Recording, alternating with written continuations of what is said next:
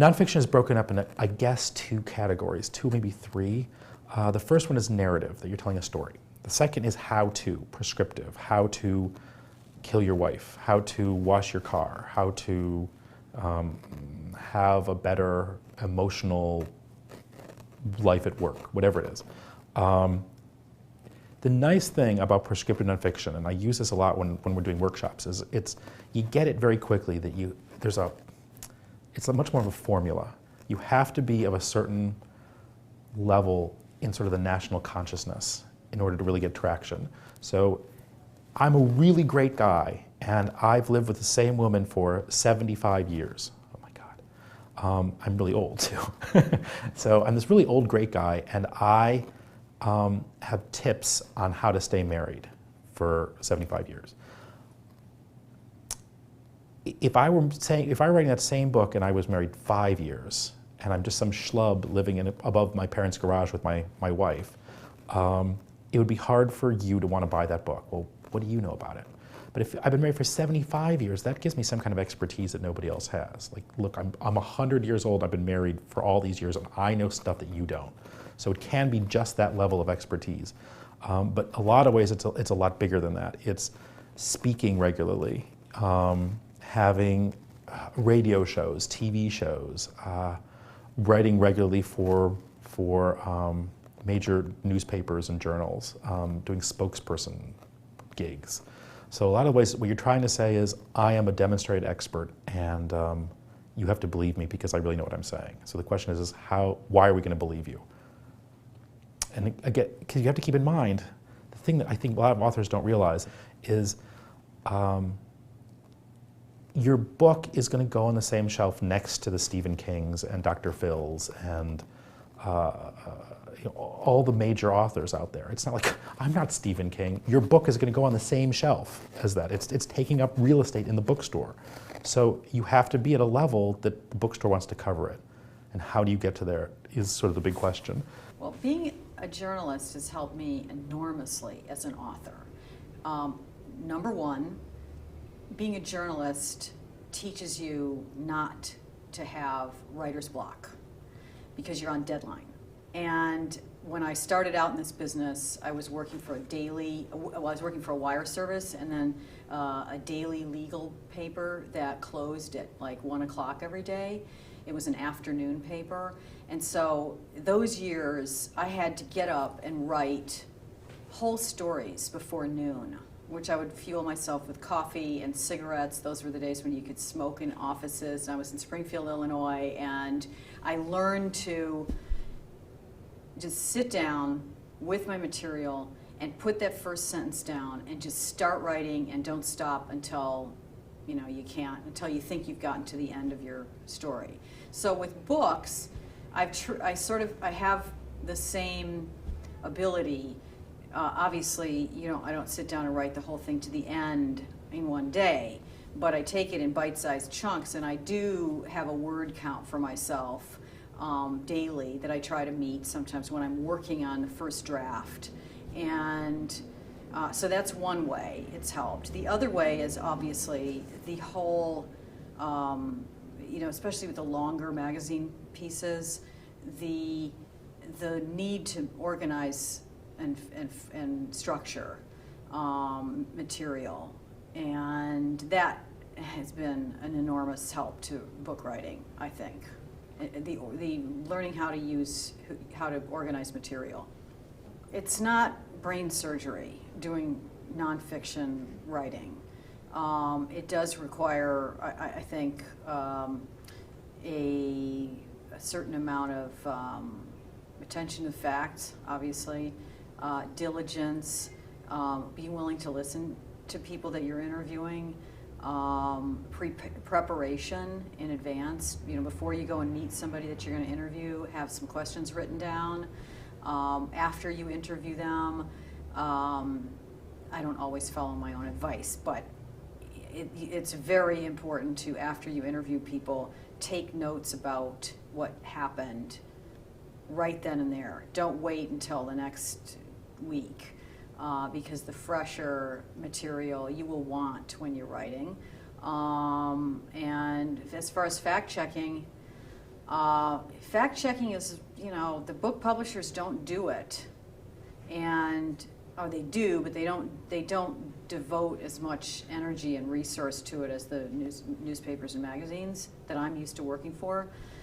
And so that's a little scary for anyone who is writing about sensitive stuff that could be, involve, lawsuits, or, that's the worst case of it, but just, causing harm to your own reputation. So if you have the funds, or if you have the stature, or if you have, written a book before, I guess we're talking to people who maybe have not written books, but it's always helped me to have a second pair of eyes on something, and so I usually try to store up a little bit of money to hire an intern or an assistant to back up the fact checking process. But that's also because that is my weak point in book writing. I think of myself more as a writer than a fact checker, and the fact checking process is I just don't enjoy it that much. So I have usually had to find somebody to help me with it. The nonfiction book proposal is really the ultimate selling tool. Now, there's a couple different ways to sell a nonfiction book, just like there's a couple of different ways to sell a novel. But ideally, when you're dealing with nonfiction, there's two main ways. That's the proposal, or you write the book completely, beforehand and you finish the manuscript. But if you're dealing with a proposal, there's certain components that are important. You have to have an overview or an introduction. Sometimes a proposal has both. Chapter outlines, chapter samples, marketing, and about the author. With marketing, it really should be right up there after the introduction or the overview. And the about the author section should really kind of be at the end, unless you're an accomplished author and you already have books under your belt and you have something really that's going to stand out, that's going to be able to sell not just this book, but you. And that's really what the proposal does. It just doesn't sell the book, it does sell you.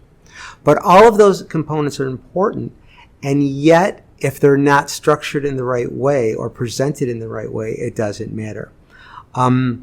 One of the big mistakes that first-time authors make in getting a proposal together is that they don't treat the proposal itself as a book. It should fit. The chapter outlines, the chapter samples, the different components of the proposal have to act as chapters of the book. And when doing things like the chapter outline, it's best to say things in future tense, like this chapter will be about, Joni loves Chachi, or this chapter will focus on future tense. With regard to the about the author section, you don't want to make it longer than a paragraph or two paragraphs. You don't want to go on and on and on about how wonderful you are as an author. That's max of ego. And one of the really most important selling points as a writer that writers have to really keep in check is their ego. Because sometimes if an author is very, very talented and has a huge ego, or becomes over-enthusiastic about a particular project, or constantly contacts the editor, constantly contacts the publisher or the agent after they've made the initial contact, that kind of turns people off.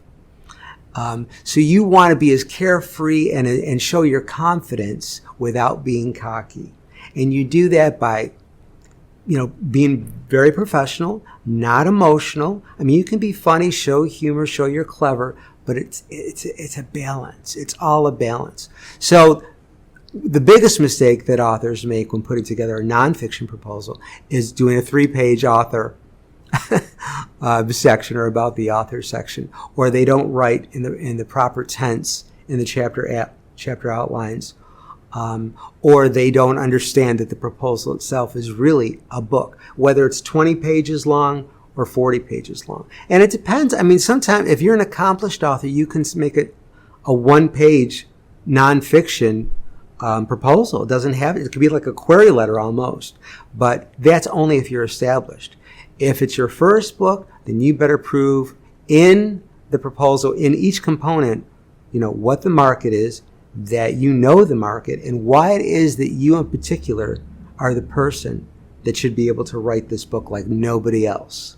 If you're a journalist or come from journalism background, you have the advantage of having a trail of writing clips and your byline out in the world. And so you may have people that follow your stories because you write about the topic that they need to follow for whatever reason or that interests them.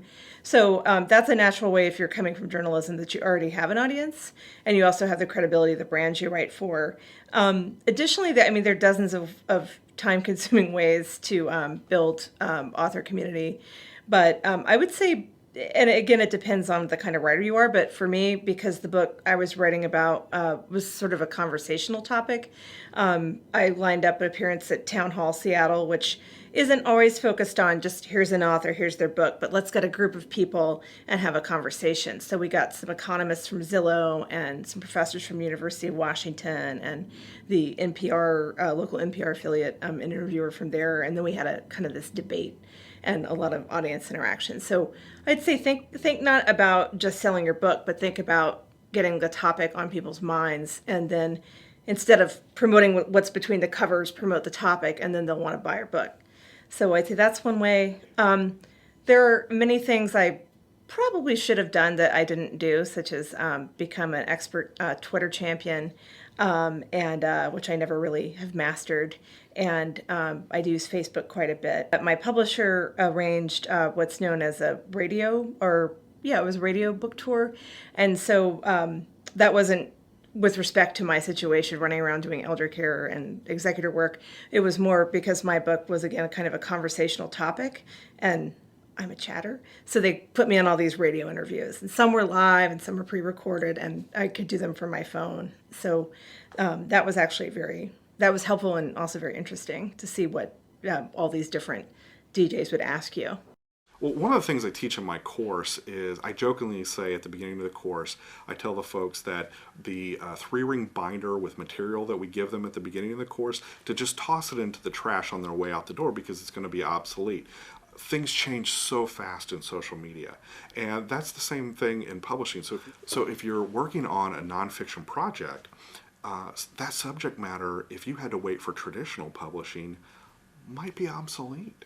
So we need, as authors, the tools to get something out fast. Now, we want to do all those professional things, like make sure it's professionally edited, that we have a professional cover, all of those things, but they can be done now in this new publishing model. And that's why, if folks are looking at this as a possibility, I encourage them to strongly consider that, especially for nonfiction. I think nonfiction publishing is heading in a very interesting direction. And one of the reasons for that is, if you have really interesting information that you are putting in book form. For example, I work for Kaplan Publishing, and we do a lot of test prep books, and we're really working on enhancing the ebooks that we do, so enabling people to get videos in their ebooks, be able to interact with the questions.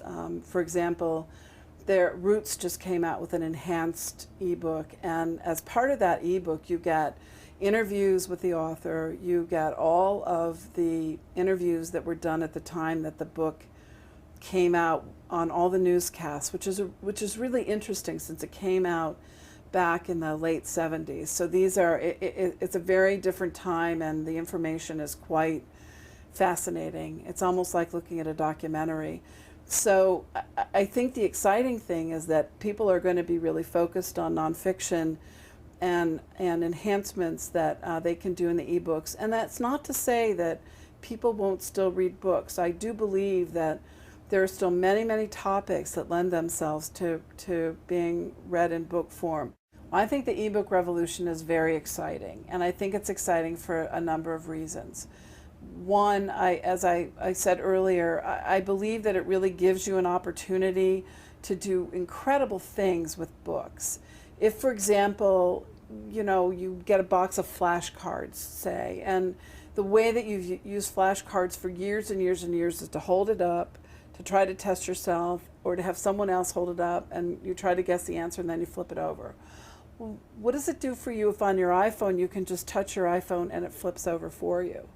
You know, that's pretty exciting to me, and that also gives you the opportunity to use your flashcards on your iPhone, on your iPad, on your Droid, on whatever it is that you use, in addition to using them as a box sitting with someone. So it sort of, it actually enables you to take the information that you're trying to learn to a different place. You can carry it with you, so to speak. I think the other thing that it does is it really, it offers people the opportunity to learn as they're reading. For example, I just did a series of books that are the classics, but we highlighted words that would be particularly found in the SAT. So say, for example, you're reading through Jane Eyre and you come upon a word and you don't know what it is. All you do is tap on it and it takes you to the definition and takes you back. Well, how cool is that? And it isn't to say that I would not, I don't love books in print, because I love them equally. But the thing that I like about ebooks that I think is so exciting is that it offers opportunities to really give the reader more information in a controlled place. So I believe the opportunity for publishers remains the same.